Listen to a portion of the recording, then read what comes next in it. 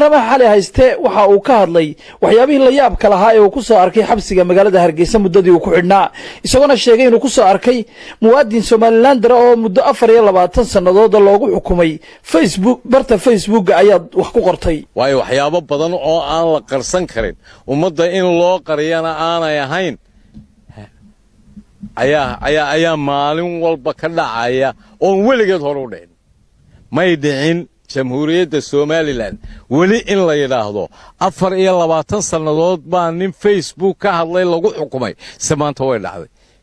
ma qabo waxaan runtii taadireensiinaya madaxweynaha jamhuuriyadda Somaliland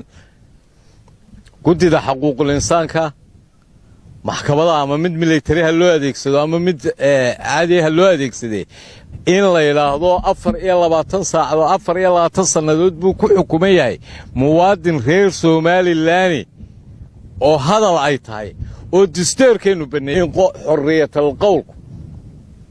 uu yahay xaq u yahay runtii moohayn xusbiyahan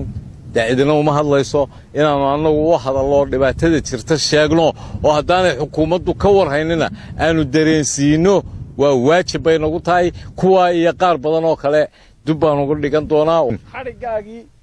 labadii goobeed aad ku xidhnayd CID-da iyo Chelkii maxaa sidee lagu la dhaqmay iyaga wallahi taasi waa waxyaabahan runtii dib u dhiganayo nimanka ay jeesha waxaan xusuustaa bericiga lu ducaynayay oo uu lahaa waa ognahay inaydaan waxba qaadayna dadkaanu idinku darnay uu lahaa dadkaa loogu daray nimankaas asluubta la yidhaahdaa waa saraakiishooda iyo askartooda iyo eriyada ay joogaan ee ay dadka ku hayaan iyagu waa bakhaar oo kale dadka loo keeno kumana eedayn karaan waxna kuma saari karaan waxna kama dhibi karaan laakiin waa dad dhaqan wanaagsan runtii